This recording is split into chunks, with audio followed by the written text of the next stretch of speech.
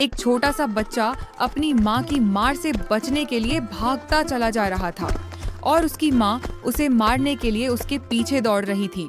रुक जा बदमाश, अभी बताती हूँ तुझे।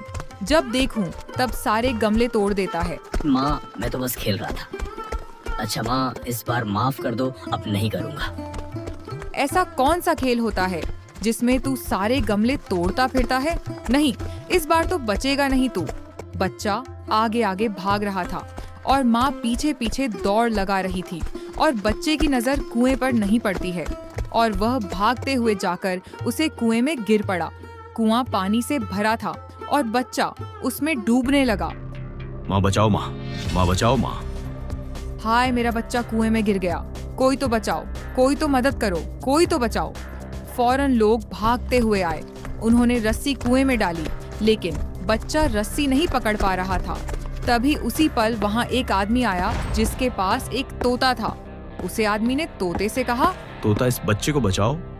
उसका बस इतना कहना था और तोते के मुंह से एक रस्सी निकली और जाकर बच्चे की कमर से लिपट गई और वह रस्सी बच्चे को बाहर खींच लाई और लाकर सीधा उसकी माँ की गोद में रख दिया। हाय मेरा बच्चा, तू ठीक तो है ना? अरे अरे, ये तोता तो जादुई है भाई, इसने तो कमाल ही कर दिया। ए भैया, तुम ये जादुई तोता कहाँ से लाए हो? ए भैया बताओ ना।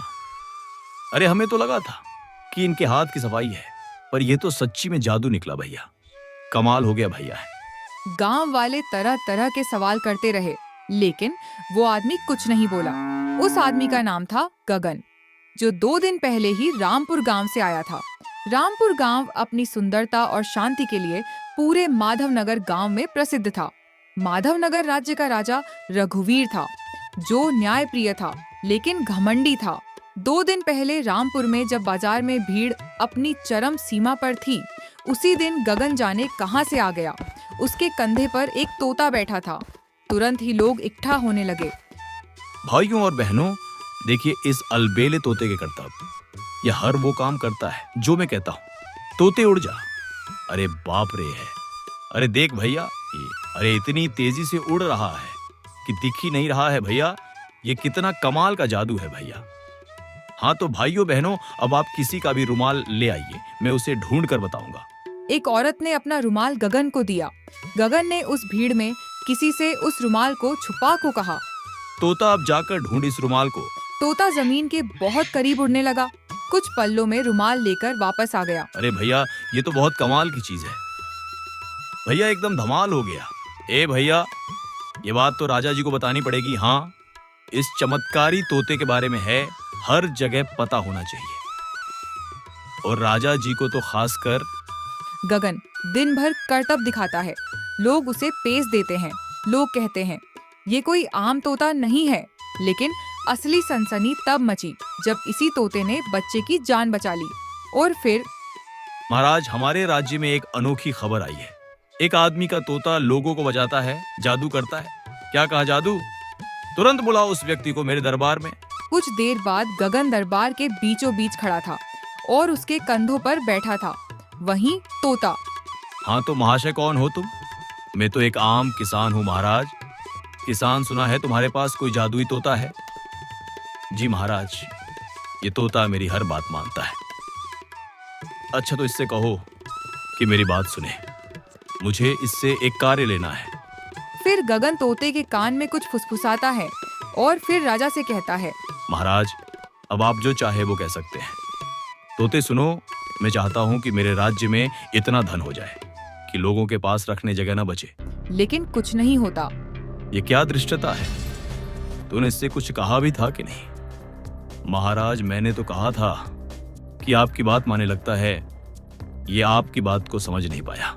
सैनिकों, इसे ठहरिए महाराज, मैं कुछ कहकर देखता हूँ। तोते, मुझे एक बाल्टी पानी ला दो। गगन तोते से कहता है, मंत्री जी की बात मानना। कुछ देर के लिए दरबार में सन्नाटा छा गया।